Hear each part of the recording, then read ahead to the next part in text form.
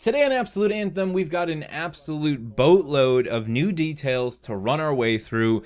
The latest BioWare Anthem livestream just wrapped up. Ben Irving brought along Darren McPherson. He is a gameplay producer over at BioWare on Anthem, and he's just as obsessed with min-maxing and build options as many of us already are or want to be, I guess you could say, and he had a chance to demonstrate just how deep Anthem goes in today's live stream. So we're going to be talking about progression, loot, and your loadout and build opportunities or build potential within the seemingly getting deeper and deeper world of Anthem.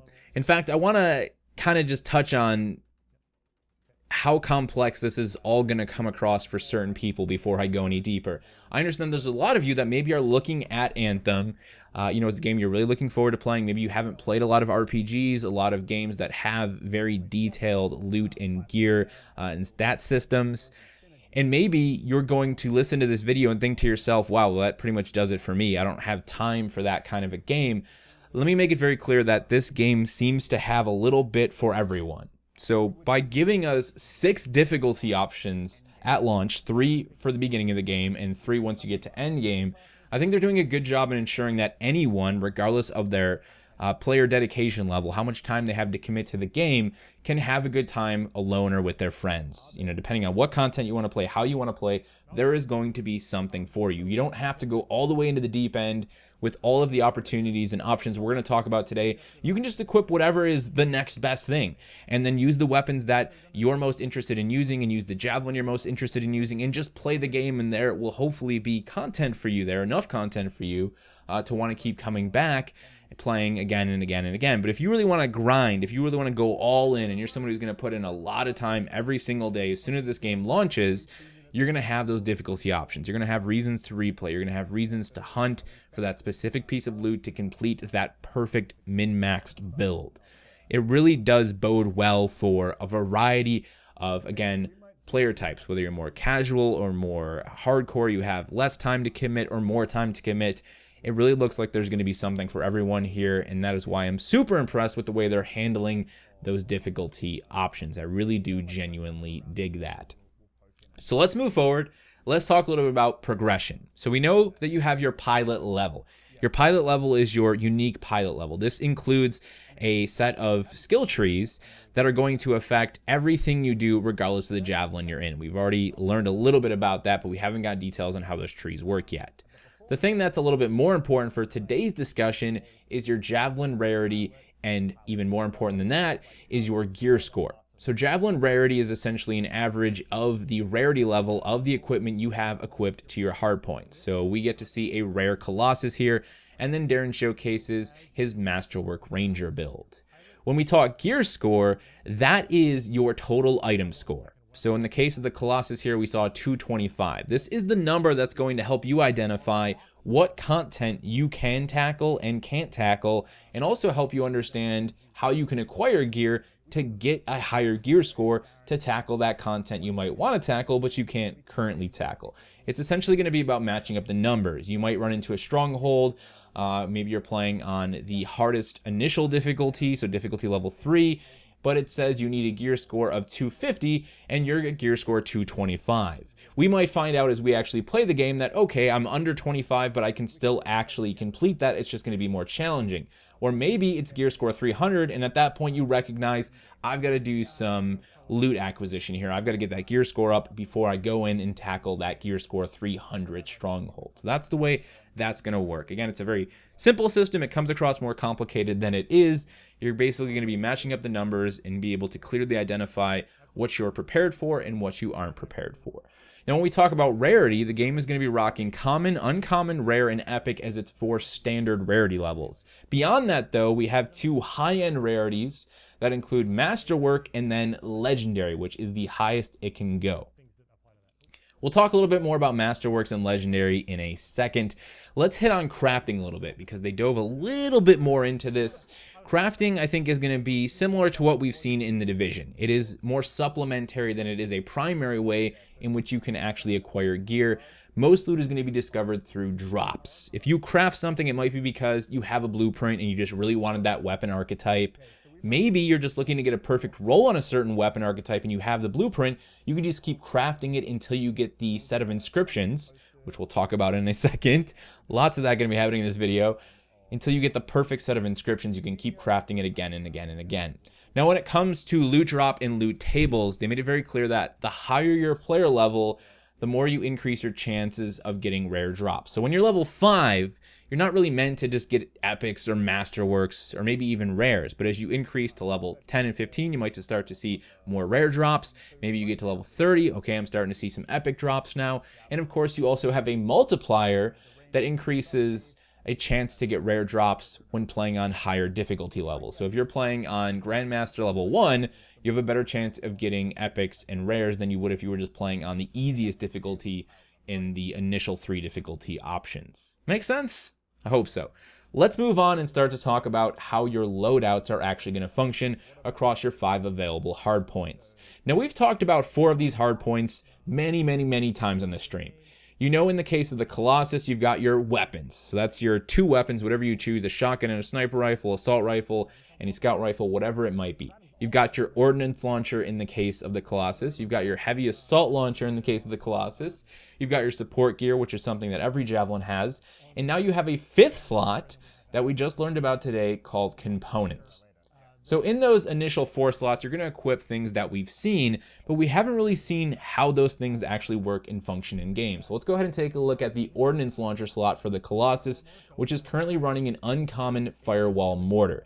We get to see a set of statistics for this mortar, including something called fire status. This is essentially how quickly you're going to set someone on fire, and this is a type of stat that we're going to see across different elemental types. So for an ice weapon, we might see how quickly you freeze someone, how quickly you electrocute someone. This is very important because this goes hand in hand with the game's combo system. Once somebody is actually set aflame, another player can come in with a detonator item, detonate that combo, and then you guys get that combo damage. And that's obviously a big part of the game. And I think it's going to be huge when it comes to playing on really high difficulties where, you know, enemy health numbers might be boosted by massive percentages. You're really going to want to get that combo damage to do maximum damage on, you know, very important targets or groups of small trash mobs that might be causing you a lot of trouble. That's where we're going to start to see those fire status, ice status stats come into play for different playstyles and for different purposes. Moving down, we have inscriptions. So this is what we mentioned earlier. Inscriptions are the random roll element of gear in Anthem. Inscriptions can exist on your weapons, your firearms, and on all of the different items you might equip within your hardpoint slots. When we're looking at uncommon and above, you're going to get 1 inscription. As you move to rare and above, you get 2 inscriptions, and then masterworks and legendaries will actually have up to 4 inscriptions. Again, these are always randomly rolled. Darren mentioned that there's about 100 inscriptions for you to be able to go through, but a lot of that is still work in progress. These are the things you're going to be re-rolling items and weapons for. You might want to get that inscription that, for example, gives you a bonus to your cooldown for your grenade while hovering. So if I'm hovering, my grenade is actually going to cool down quicker. That's the sort of inscription you might see. You might see one for ammo pickup, grenade damage, ultimate damage. They really did demo a huge variety of these inscriptions, and I'm really excited about them as an additional statistical random roll element, because when we dive into Masterworks a little bit later in this video, you'll see that Masterworks and Legendaries also have a specific property on top of those inscriptions. So yeah, pretty freaking cool. Let's move forward though and talk about components, because this is something we've never seen before, and I really am impressed with what BioWare is doing with components, because when a lot of us saw that armor in the game was going to be cosmetic only, obviously for the sake of, you know, maybe monetizing it in the future, making sure it has no gameplay implementations, we were kind of like, well, that kind of sucks. You know, what do we get to equip in those armor slots that affects us from a gameplay perspective? And for a while, we all just thought, well, that's kind of it. You know, armor doesn't really matter. It's cosmetic only. But components are coming into the playing field here to supplement the statistics we would traditionally see in armor. So these components allow you to give additional layers of buffs or bonuses to your javelin that you might have traditionally found in armor pieces. So with the Colossus, we got to see an explosives expert component that was an epic Colossus component that allowed blast damage to be increased by a percentage of the base damage you were doing. There's the overclocked regulator, which increased lightning and fire damage by 35% of base damage. And then there's also a bunch of utility type components that might increase ammo for a specific weapon, increase thruster lifetime. Like we talked about, maybe as you hover, it decreases the cooldown on your grenade. A lot of options for you to mix and match there across these different components, on top of the inscriptions that you're going to get for items and for weapons. There's a lot of layers here. Let's go ahead and talk Masterworks and Legendaries. So the cool thing about Masterworks, as we're seeing in the stream, is that they seem to be named very special drops. So these are where we're getting like our really unique weapons. These are named weapons. They might come from a specific boss or a specific, stronghold for all we know. The one we got to see was called Argo's Mace. So Argo's Mace has a Masterwork property that allows it to detonate an electric explosion when defeating an enemy. It still has its 4 inscriptions. So while you'll never re-roll that special property that is Argo's Mace, the detonate an electric explosion when defeating an enemy, you can still re-roll Argo's Mace to get better inscriptions that will work or be more compatible with any of the builds you might be trying to create across your different javelins. When we kick things up to Legendary, it's essentially the same version of Masterworks with even more oomph. So, you've got like better bonuses on the special property, and you might get some increased statistics when it comes to those 4 inscriptions. They're just going to be really hard to acquire. Masterworks are hard to acquire. Legendaries are even harder to acquire. Those are going to be the top tier, super high end. You're pushing all the way into Grandmaster difficulty level loot. Again, there's a really good level playing field here of how much are you going to be able to play, how much do you want to play, how much time can you dedicate to this game versus how much you'll actually be able to get out of it. It seems to be very equal. Like, okay, if you play for 4 hours a week, hey, there's something for you. If you play for 25 hours a week, there's something here for you. Lots of options, and I totally dig that.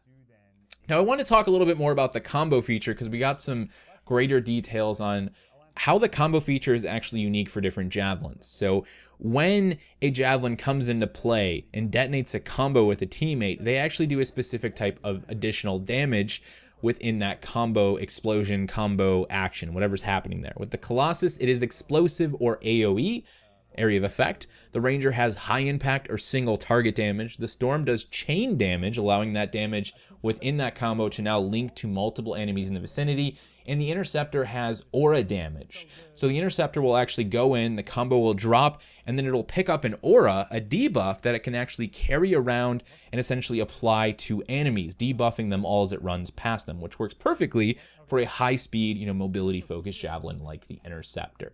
Pretty freaking cool stuff here, guys. This is really, really deep. This is what I was hoping for.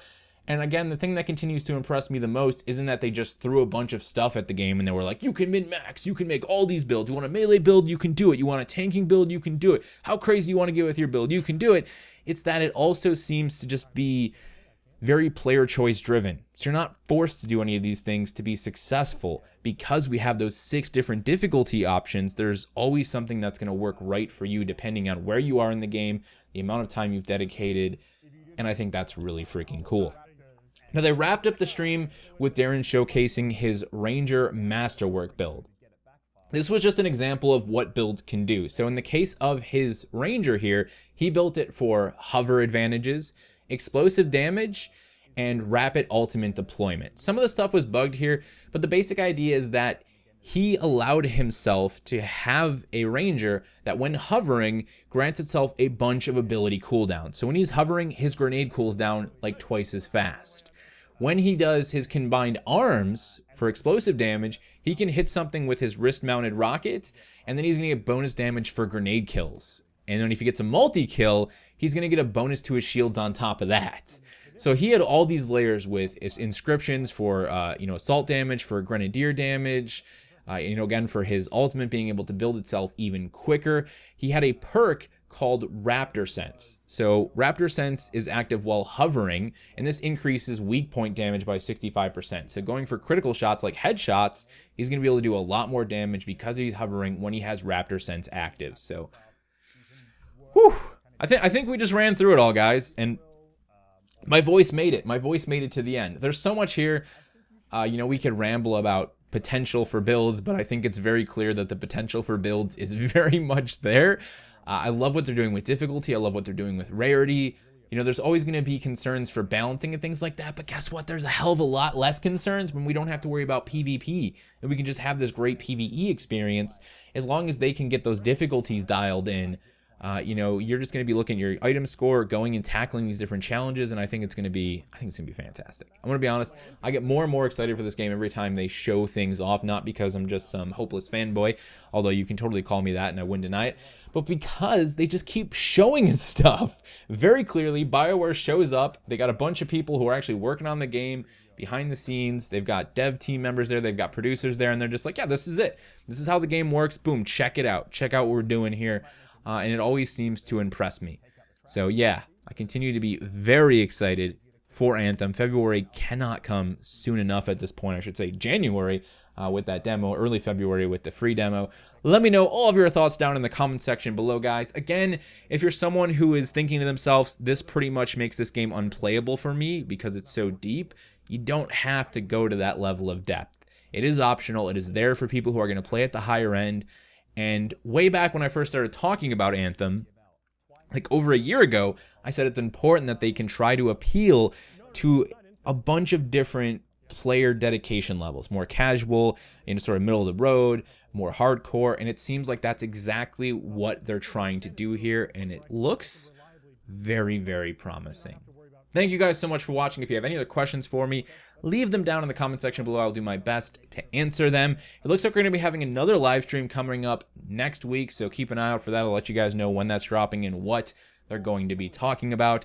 Thank you all so much for watching. Thank you all so much for supporting the work I do here on the channel, whether it's Anthem content or other content. I appreciate if you watch. If you just show up and yell at me in the comment section, I even appreciate that too. But hey, remember, at the end of the day, you, me, everyone else on this planet, be awesome to one another, because that's all we got. The most important